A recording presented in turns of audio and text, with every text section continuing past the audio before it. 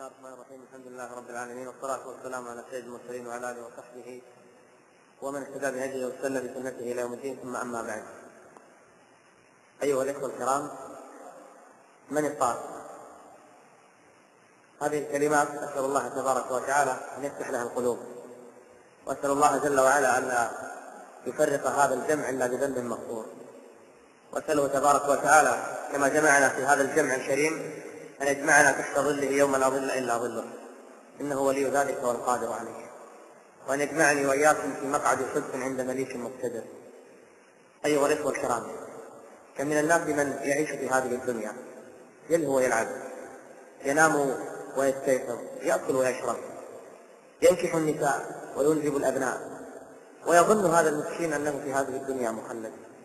يظن لما يجمع المال ويبني القصور يظن أن ماله أخلد، يظن أنه سوف يعيش أبدا في هذه الدنيا، والمسكين ما يدري أنه في تلك الليلة الموعودة أو في ذلك اليوم الأخير لعله كان جالسا مع أولاده وبناته الصغار يداعبهم ويلاعبهم. المسكين ما صلى لا ظهرا ولا عصرا، ما صلى لله عز وجل، لعله قضى ليلته بالحرام أو بالنظر إلى النساء أو باستماع الأغاني، ثم داعب أهله وأولاده ثم ذهب إلى الفراش، والمسكين قال لهم أيقظوني للعمل، ولا يفكر في صلاة الفجر ولا في قيام الليل، بل لربما نام على جنابه. فإذا به أثناء النوم جاءه شيء غريب فقال له: من أنت؟ قال: أنا ملك الموت. ما الذي جاء بك؟ طرق البيت ودخل بغير استئذان، إنه الطارق. ما الذي جاء بك؟ جئت أنتزع الروح وأقبض الأمانة. الأمر سريع والخطب فظيع، وهذا المسكين يقول للملك: أمهلني دقائق. ولما؟ أصلي ركعتين أتوب بها إلى الله، ما اغتسلت من جنابه، عندي أموال لا زالت من الربا لم أرجعها ولم أنفقها في الحلال، عندي بعض المظالم استحللت منها، أمهلني دقائق، أرجع فأصلي لله ركعات، أسجد لله سجدة أتوب بها، أمهلني دقائق أتوب إلى الله. حتى إذا جاء أحدهم الموت قال رب ارجعون. ما الذي حدث؟ إن الروح بدأت تخرج وبدأ ينزعها ملك الموت فخرجت من رجليه. ما بال رجلين بدأتا تبردان. يصيح. جاءت الزوجة فقالت له: ما بالك يا فلان؟ ما الذي جرى؟ ما الذي حدث؟ ينظر ولا يستطيع أن يجيب. حشرجت نفسه في صدره، بدأ يلفظ أنفاسه الأخيرة. بكت الزوجة، نادت الأولاد، نادت من في البيت، جاء الأولاد الصغار، بدأت البنت تبكي وتطرح على صدره فتقول: أبتي ما لك لا تجيب. وجاء الولد وهو يقول: يا أبتي قبل قليل كنت تداعبنا، كنت تلاعبنا، كنت تضاحكنا، ما لك الآن لا تجيب.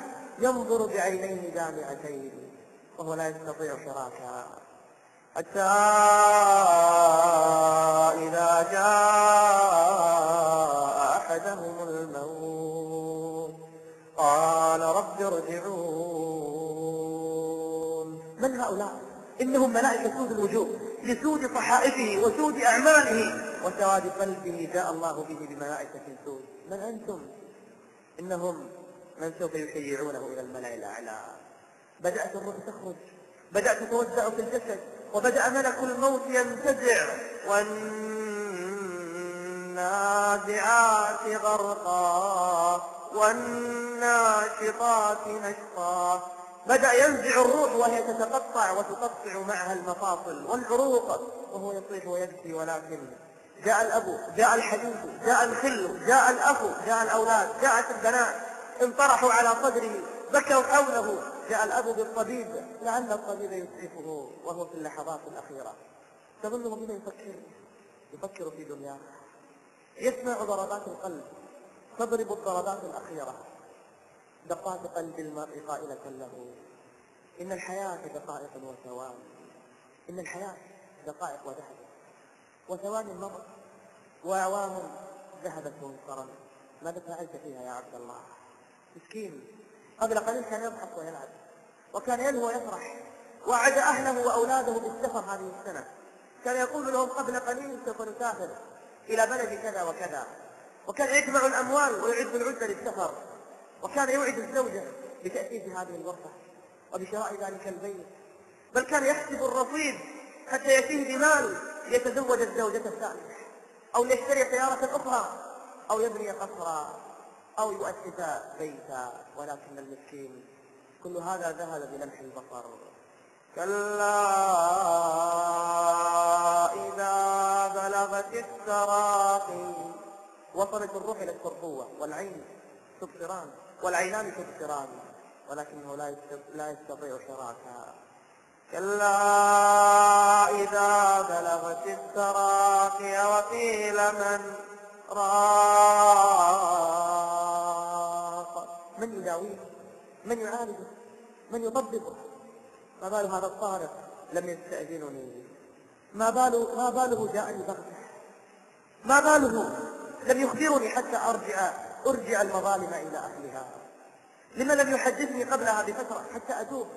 وكان كلما نصح وكلما وعظ: يا فلان اتق الله، يا فلان استقم على أمر الله، يقول إن شاء الله قبل أن أموت. المسكين. كلا إذا بلغت التراقي وقيل من راق وظن أنه الفراق، تأكد أن الأمر انتهى وعلم أن الدنيا قد انقضت. حياة الزوجة، حياة البيت والأثاث، السيارات، المراكب، الجلوس في الدواوين إلى آخر الليل، الأفلام والمسلسلات، المباريات على الأرصدة الضخمة، كلها ذهبت وولت بلمح البصر، وصارت أغلى أمنية له أن يرجع للدنيا ليركع ركعة، وغاية ما يتمنى أن يؤخر لحظات ليتوب إلى الله. ولكن كلا إنها كلمة هو قائلها، كلمة يقولها كما كان يقولها في الدنيا. كلما أتي بمصيبة قال: ربي لئن كشفت عني المصيبة تب، فلما انكشفت رجع على حاله. كذب على الله جل وعلا مرات ومرات. كلما ضاقت به الأمور قال: ربي لئن فرجتها عني لأرجعن إليك وأتوبن لك. فلما انفرجت الأمور رجع إلى ذنوبه ومعاصيه. كلا إنها كلمة هو قائلها ومن ورائهم برزخ إلى يوم يبعثون. يسمع الزوجة تقول له: لمن تتركنا ولمن تخلفنا؟ يا فلان تذهب وتتركني مع أولادك الصغار، من يربيهم؟ من يطعمهم؟ من يسقيهم؟ يا فلان أجبني. والبنت الصغيرة الحراء تقول له: يا أبت لم لا تجيب؟ يا أبت من يوصلني إلى مدرسة؟ يا أبت من يشتري لي هذه اللعبة التي وعدتني إياها؟ والابن يقول له: يا أبت ألم تعدني قبل ساعات وقبل لحظات بسفر إلى بلد كذا؟ ألم تخبرني أنك سوف تأخذني غدا إلى هذا المكان؟ يا أبت لم لا تجيب؟ وهو جثة هامدة لم يبق فيه إلا عينان تبصران ولا يستطيع أن يحرك جسده. وظن أنه الفراق ثم كف والتفت الساق بالساق إلى ربك يومئذ المساق. ثم صلي عليه وحمل على الأعناق، فإن كان تاجرا تخيل يقول وهو على الأعناق: يا ويلها يا ويلها أين تذهبون بها؟ يا ويلها ما صلت، يا ويلها ما خشعت، يا ويلها ما صلت، يا ويلها ما ندمت، يا ويلها كانت تصر على المعاصي والذنوب، كانت تقلب بصرها في الحرام. يا ويلها طالما مشت إلى الفجور وإلى المعاصي وإلى الحرام والخنا والزنا. يا ويلها كانت تخطط للذنوب والحرام. يا ويلها أين تذهبون بها؟ إلى ربك يومئذ المساق. فإذا به يوضع. وتخيل ولعل هذه الليلة التي تسمعني بها يا عبد الله هي الأخيرة، إذا أمسيت فلا تنتظر الصباح، وإذا أصبحت فلا تنتظر المساء. أخي الكريم، هل رأيت مصرعا كهذا؟ هل رأيت رجلا كهذا الرجل؟ كان يأمل ويحلم ويخطط، ولكن الأجل كان أقرب من حلمه. الحسن البصري رأى رجلا يصرع فيموت، فرجع إلى البيت فقيل له يا أبا سعيد العشاء، فلم يجبهم. ثم قالوا له يا أبا سعيد العشاء، فلم يجبهم. ثم قالوا له يا أبا سعيد العشاء رحمك الله، قال كلوا عشاءكم فإني رأيت مصرعا لا أزال أعمل له حتى ألقاه. كل نفس ذائقة الموت. تخيل نفسك يا عبد الله على الفراش وتتنازع الروح، بل تخيل بحادث السيارة، لعلك قلت للأهل سوف أذهب وأشتري لكم بالأغراض ثم آتي إلى البيت، ولكنه الحادث الأخير. تخيل وأنت ذاهب وخلفت الصلاة خلفك وتركتها وراءك وضيعتها، ذاهب إلى أين؟ لتشتري الحرام، أو لتجلس مع أصحاب السوق، أو لتذهب إلى الملاعب والملاهي، تاركا خلفك الصلاة والمؤذن ينادي. تخيل فإذا بملك الموت ينتظرك.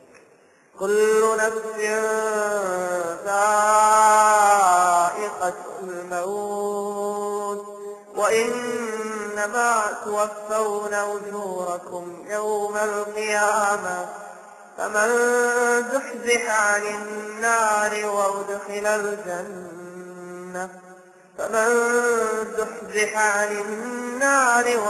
الجنة فقد فاز.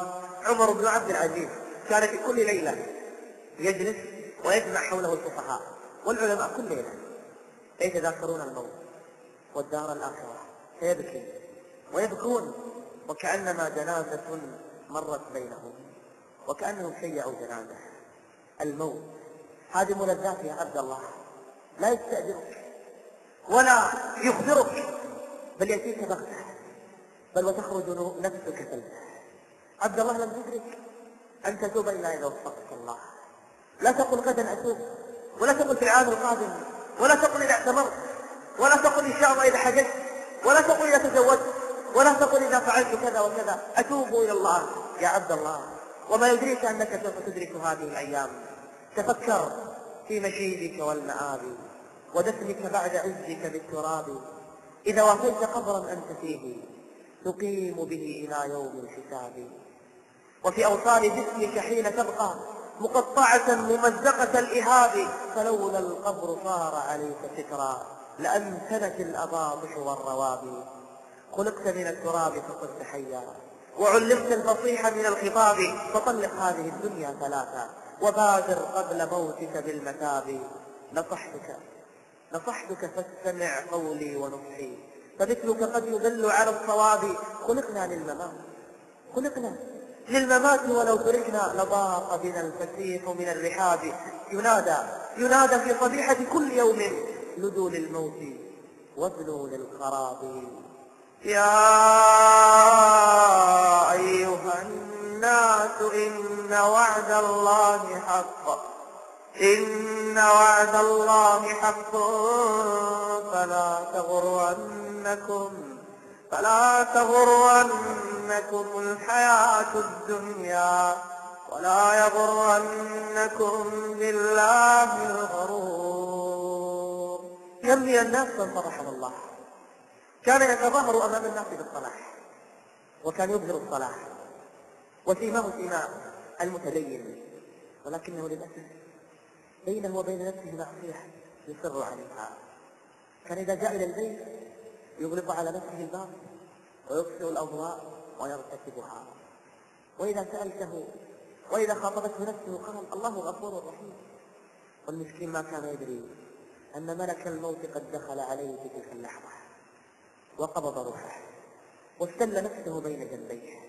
كم وكم واسمع إلى هذا الرجل الذي كان يصلي وكان مع الصالحين، ولكن نفسه ضعفت وفتر إيمانه وقل دينه، فصار لا يحافظ إلا على الصلاة ويرتكب كثيرا من المعاصي والذنوب. انظر كيف مكر فمكر الله به. جلس مع أصحابه يوما أصحاب السوء فقالوا له: يا فلان، ما رأيك أن نذهب إلى بلاد كذا؟ قال: معاذ الله، ولا زال في القلب دين وإيمان. قال: معاذ الله، لا أذهب معكم، فلا زالوا به يراودونه: يا فلان، تعال معنا ولا تفعل شيئا من الحرام، تعال وتمتع ولا ترتكب شيء من الإثم. قال: لا، لن أذهب معكم، فلا زالوا به أصحاب السوء حتى أقنعوه بأن يسافر معهم. ولا يغرنكم بالله الغرور.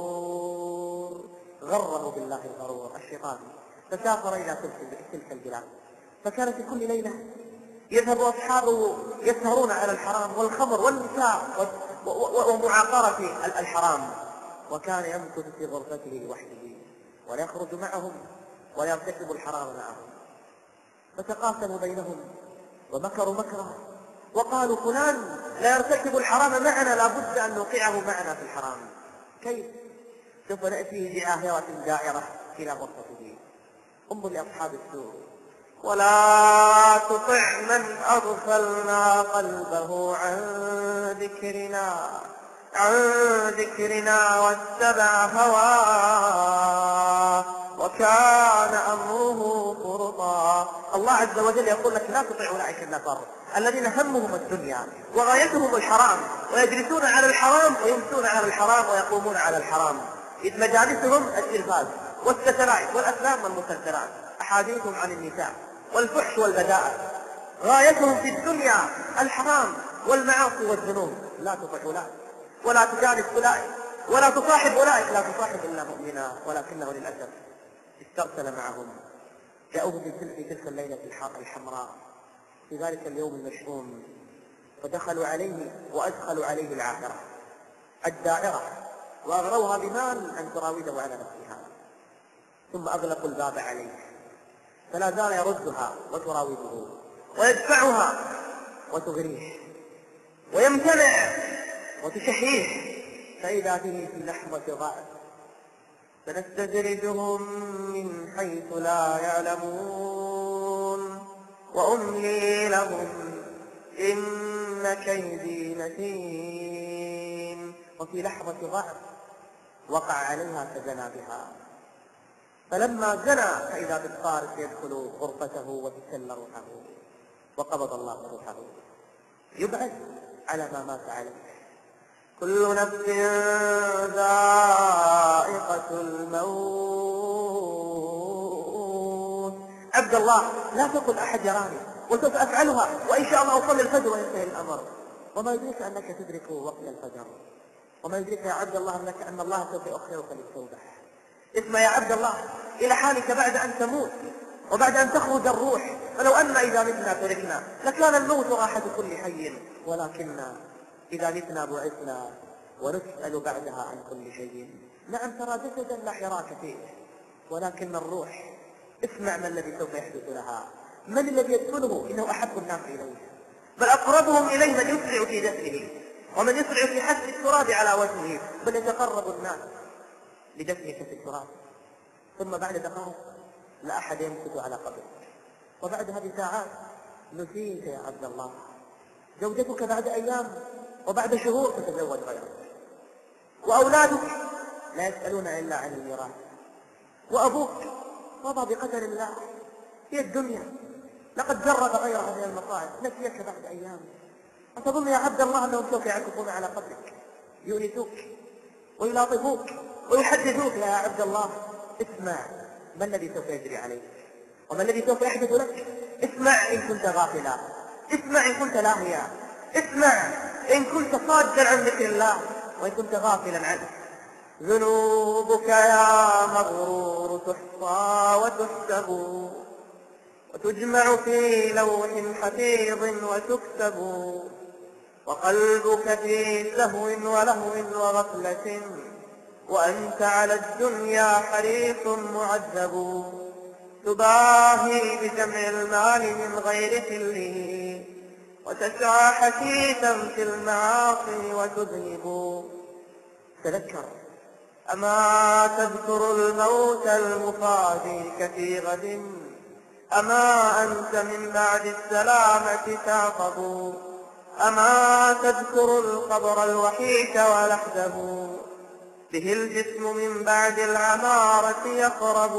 لعلك الليلة تدخله، لعلك لن ترى شمس الغد، لعلك يا عبد الله لن ترجع إلى البيت الآن، لعل هذه الكلمات الأخيرة التي تسمعها الآن ما يجيك، لعل الملك الآن يطرق هذه الغرفة.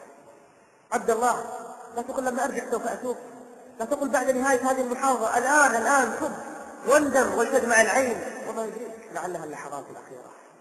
أما تذكر القبر الوحيك ولحده به الجسم من بعد العمارة يخرب. الجسم الجميل والذي كان ساعات طوال يقف أمام المرآة يحسنه ويجمله، وكان يتطيب وكان يغتسل ولا يرغب بقذارة على جسمه.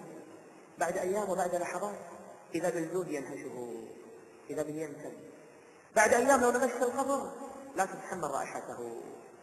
أما تذكر اليوم الطويل وهوله، يعني يوم القيامة، وميزان قسط للوفاء سينصب، تروح وتغدو في مراحك لاهيا، وسوف بأشراك المنية تنشب، وسوف بأشراك المنية تنشب، تعالج نزع الروح من كل مفصل، فلا راحم ينجي ولا ثم مهرب. أرجو منك يا عبد الله وأنت تسمعني أن تتخيل نفسك وأن تتمثل أنك أنت الموصوف. تعالج نزع الروح من كل مفصل، فلا راحم ينجي ولا ثم مهرب. وغمضت العينان بعد خروجها، وبسطت الرجلان والرأس يعصب، وقاموا سراعا في جهازك أحضروا، حنوطا وأكفانا وللماء قربوا، وغاسلك المحزون لعله أخوك ولعله أبوك ولعله خليلك، وغاسلك المحزون تبكي عيونه بدمع غزير واكف يتصبب، وكل حبيب لبه متحرك يحرك كفيه عليك وينزف، وقد نشروا الأكفان من بعد طيها، وقد بخروا منشورهن وطيبوا، وألقوك فيما بينهن وأدرجوا عليك مثاني طيهن وعصبوا. وفي حفرة ألقوك حيران مفردا، تضمك بيداء من الأرض تبتب. إذا كان هذا حالنا بعد موتنا، فكيف يطيب اليوم أكل ومشرب، وكيف يطيب العيش والقبر مسكن، به ظلمات غيهب ثم غيهب، وهول وديدان وروع ووحشة، وهول وديدان وروع ووحشة، وكل جديد سوف يبلى ويذهب. فيا نفس خاف الله، فيا نفس خاف الله وارجي ثوابه، فهادم لذات الفتى سوف يقرب. وقولي إلهي أولني منك رحمة وعفوا، فإن الله للذنب يذهب. ولا تحرقا جسمي بنارك سيدي، فجسمي ضعيف والرجاء منك أقرب. فما لي إلا أنت يا خالق الورى، عليك اتكالي أنت للخلق مهرب. وصل إلهي كلما ذر شارق، على أحمد المختار ما لاح كوكب. يقول ابن عباس رضي الله عنهما عندما قرئ عليه قول الله، بل لما قرأ قول الله وبكى، اسمع: فلا تعجل عليهم إنما نعد لهم عدا. بكى ابن عباس. تعرف لما؟ قال: آخر العدد خروج نفسك، آخر العدد فراق أهلك، آخر العدد دخول قبرك. فلا تعجل عليهم إنما نعد لهم عدا. عبد الله، قبل أن أختم حديثي معك، إياك أن تحسن الظن بنفسك، وإياك أن تقول أصبت الفردوس الأعلى أو نجوت من النار. فهذا عمر كان يخاف على نفسه النفاق، وهذا ابن عبد العزيز عمر كان يبكي عندما يمر بالقبور وينظر إليها. وهذا أبو بكر لما رأى الطير يطير قال يا ليتني طيرا مثل هذا، يموت ولا حساب ولا عذاب. وهذا عثمان الذي ترى الجنة 3 مرات في ماله، يقول والله لو كنت بين الجنة والنار ولا أدري إلى أيهما أصير لتمنيت أن أكون رمادا. محمد بن المنكدر أبو عبد الله بكى حتى أشفق عليه أهله. لما تبكي يا أبا عبد الله؟ ما الذي يبكيك؟ مات لك أحد؟ قتلت نفسا؟ بكى ولم يجبهم لما يبكي. فأرسلوا صاحبه أبا حازم فقالوا له إن صاحبك أهلك نفسه بالبكاء فأتي إليه وخفض عنه. فجاء فقال يا أبا عبد الله ما الذي يبكيك؟ ما الذي يبكيك؟ قال له يا أبا حازم يبكيني قول الله وبدا لهم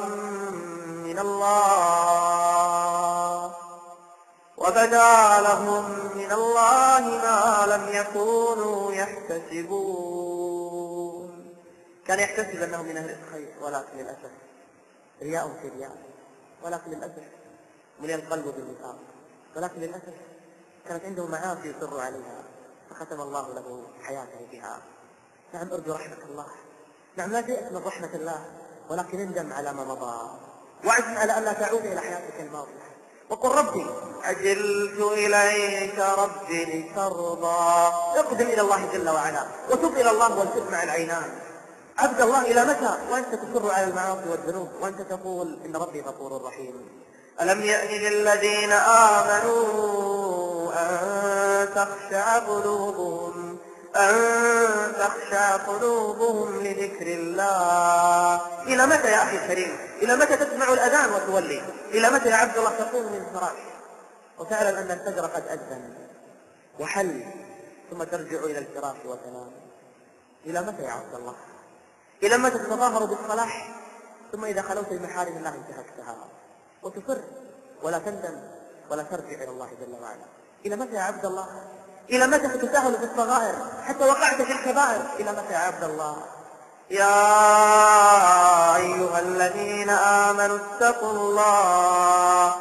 الله ولتنظر نفس ما قدمت لغد واتقوا الله إن الله خبير بما تعملون. قبل أن أختم الحديث يا عبد الله عليك بالثلث الأخير من الليل. الله الله بالسحر، الله الله بدموع قيام الليل، فإن سلفك كانوا من أعبد الناس ومن أتقى الناس، فإذا حل الليل عباد ليل، إذا جن الظلام بهم كم عابد دمعه بالخد أجراه، وأسد غاب إذا نادى الجهاد بهم لبوا إلى الموت يستجدون رؤياه. عبد الله عليك بالثلث الأخير من الليل. إن كنت صاحب ذنب وصاحب معصية الله الله بالثلث الأخير فإن الرب ينزل ويبسط الرب يده جل وعلا ويقول هل من سائل فأعطيه، هل من مستغفر فأغفر له، هل من تائب فأتوب عليه. الله الله بالثلث الأخير. كانوا قليلا من الليل ما يهجعون وبالأسحار هم يستغفرون. الله الله بقيام الليل فإنه مغفرة للذنوب. الله الله بالدعاء آخر الليل وباستغفار السحر. الله الله بآخر الليل. أنصحك ونفسي المقصرة فكلنا مقصرون وكل ابن آدم خطاء وخير الخطائين التوابون. أقول هذا القول واستغفر الله لي ولكم من كل ذنب فاستغفروه إنه هو الغفور الرحيم. الحمد لله والصلاة والسلام على رسول الله. جزا الله شيخ على ما قدم. ومن الآن نبدأ أيها الإخوة مع الأسئلة.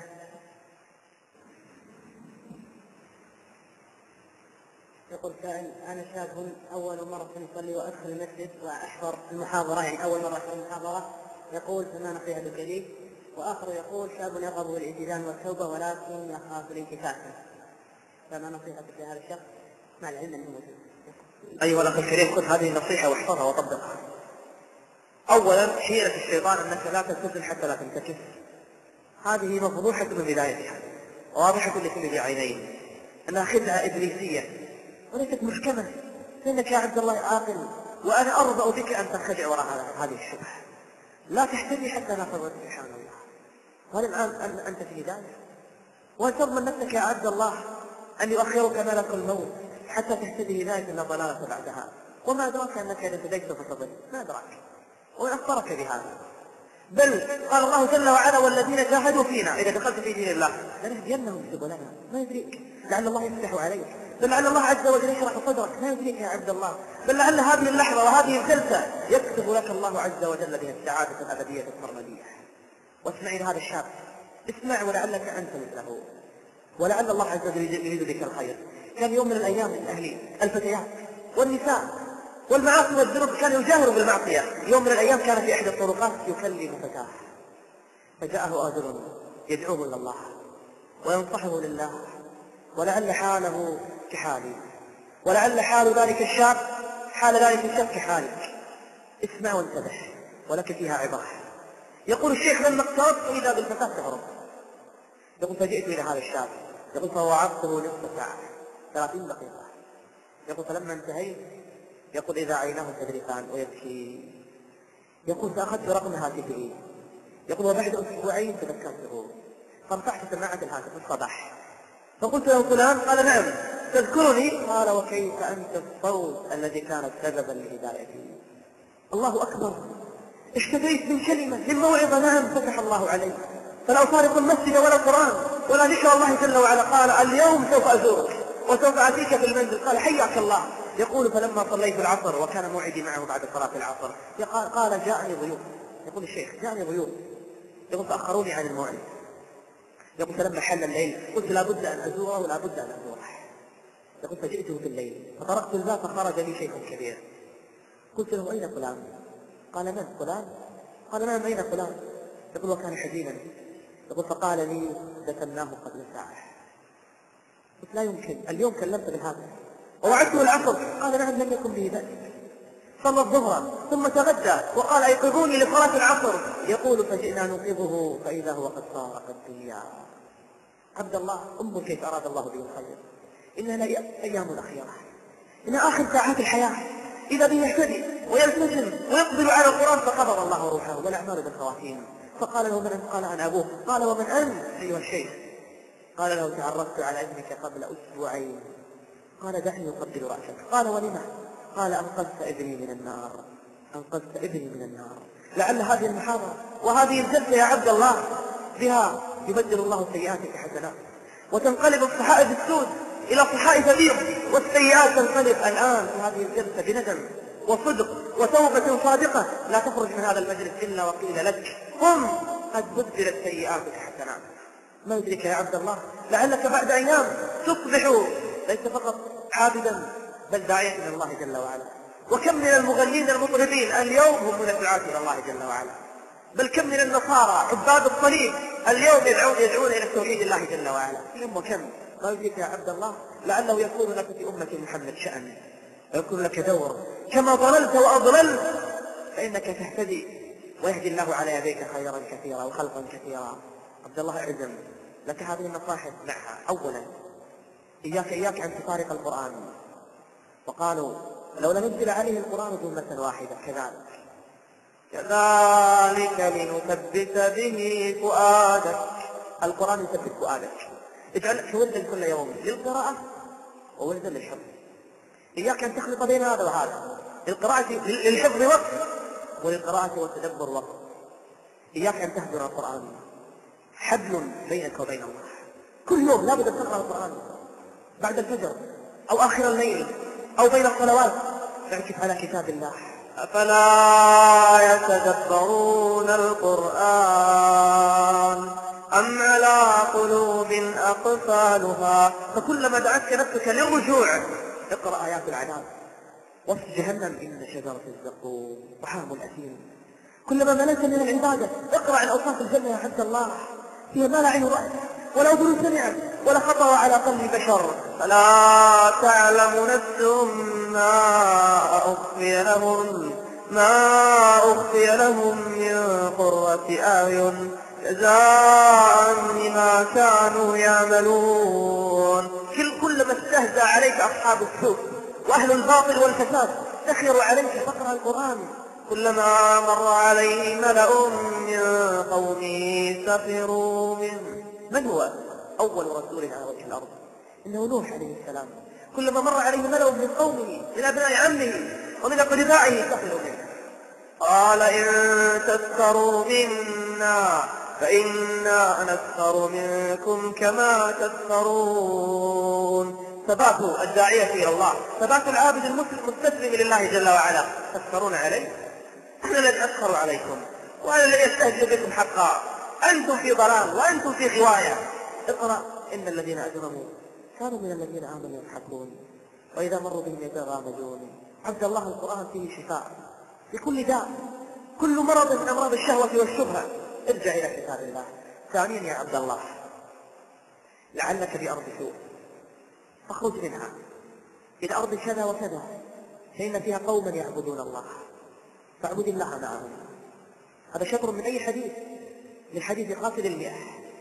قتل 100 نفس فجاءه الناس فشوف العالم قال له اهجر هذه المجال واهجر تلك المجموعة واهجر هذه الرفقة بل اهجر البلد كلها. أقول لك يا عبد الله ذلك المجلس الذي دلك على الحرام، وذلك الصاحب الذي عرفك بالحرام، وتلك الديوانية التي كنت تجلس فيها على الحرام قاطعها لله جل وعلا. اهجرهم لله جل وعلا ولا تطع من أغفلنا قلبه عن ذكرنا واتبع هواه وكان أمره فرطا وقول الحق من ربكم. اهجرهم لله جل وعلا، غادرهم وودعهم وداعا لا رجعة فيه. لا رجعة إلا داعيا إلى الله جل وعلا إياهم، لا رجعة إلا متسلحا بسلاح العلم والعبادة والإيمان برفقة صالحة تقتحم تلك المجالس تقول لهم الحمد لله الذي هدانا لهذا وما كنا لنهتدي لولا أن هدانا الله. تأتيهم تدعوهم إلى الله جل وعلا، تخرجهم من عبادة الشهوات والفتن والملذات إلى عبادة رب الأرض والسماوات. عبد الله النصيحة الثانية الرفقة الصالحة، اهجر كل رفقة سيئة. ثالثا يا عبد الله عليك بالدعاء، ادعو الله جل وعلا من قلبك من صميم القلب وتدمع العينان. اللهم يا مقلب القلوب ثبت قلبي على دينك. اللهم يا مصرف القلوب والأبصار صرف قلبي إلى طاعتك. ادعو الله وأنت موقن بالإجابة، ادعو الله بخوف ووجل. هذا نبيك عليه الصلاة والسلام كان يدعو بهذا الدعاء ويكثر منه. بل أبو الأنبياء وإمام التوحيد من هو الذي كسر الأصنام؟ تعرف من هو؟ إبراهيم عليه السلام. هل يرد في قلبك شك أنه سوف يضل؟ لا يرد في قلوبنا شك. تعرف ماذا كان يدعو الله؟ واجنبني وبني أن نعبد الأصنام. هو الذي كسر الأصنام حتى جعلها فتاة وجذاذا. يقول يا ربي اجنبني أن لا أعبد الأصنام. انظر استكانة لله، انظر التعلق بالله جل وعلا، انظر التبرؤ من الحول ومن القوة إلا من الله جل وعلا وحده. ادعو الله بهذه الصورة وبهذا التعلق بالله جل وعلا. اللهم يا مقلب القلوب ثبت قلبي على دينك. ثم اترك الكبار من المعاصي واهجر الصغار منها، واعلم أن الصغيرة على الصغيرة تجتمع حتى تهلك القلب.